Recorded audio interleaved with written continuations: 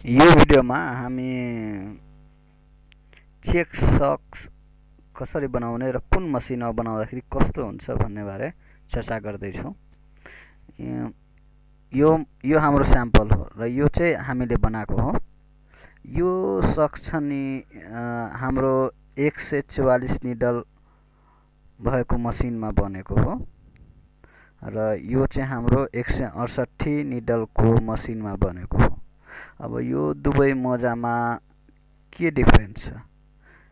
यसमा डिफरेन्स के छ भने 144 निडल भएको मसिनमा बनेको मोजाको यो विड्थ हुन्छ नि, यो विड्थ अलिकता कम हुन्छ र 168 निडलमा बनाएको मोजाको विड्थ अलि बढी हुन्छ। यसो हामीले सुन्दाखेरि नै अलिकता छुट्याउन सक्छौँ कि 168 निडल भएको मसिनको विड्थ अलि बढी हुन्छ र 144 निडल भएको मसिनको विड्थ अलिकता कम हुन्छ।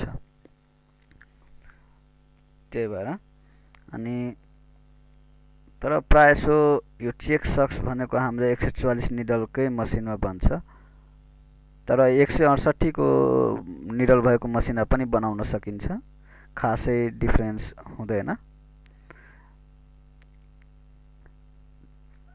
र यसको डिजाइन पनि हामीले यही अनुसार गर्नुपर्छ र अब म तपाईलाई अब डिजाइन हेराउँछु एउटा।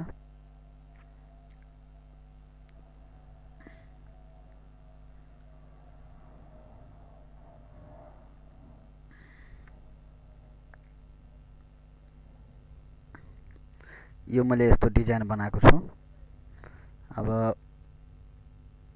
यहाँ चाहिँ बेक्लिना लेख्नुपर्छ, हाम्रो फुटमा लोगोमा बेक्लिना लेख्नुपर्छ।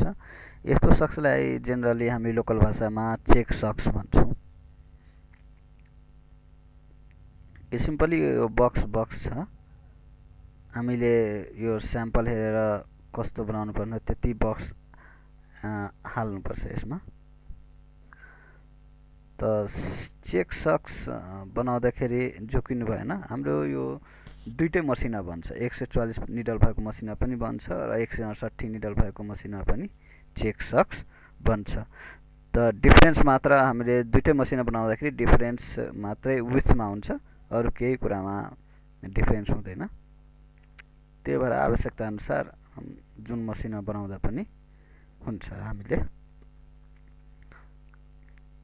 धन्यवाद।